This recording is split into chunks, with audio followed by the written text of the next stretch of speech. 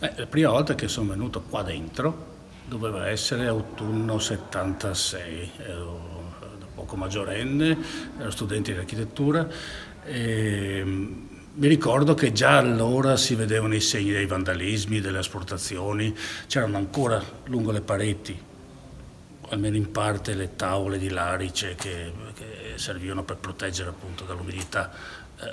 i barili di polvere che venivano stivati dai militari in questa zona, c'era ancora il pavimento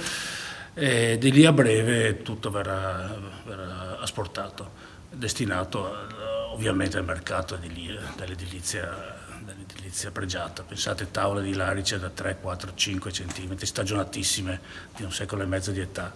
il valore che potevano avere. E questi vandalismi sono proseguiti fino all'arrivo provvidenziale dell'Ecos Club e dell'Archeo Club d'Italia, che da allora, dai primi anni '80,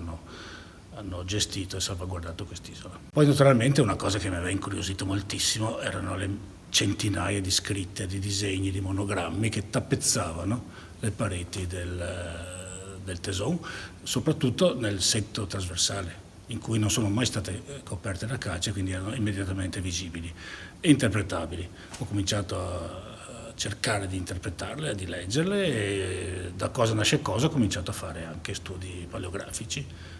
d'archivio e da lì, da un hobby, è diventata una professione.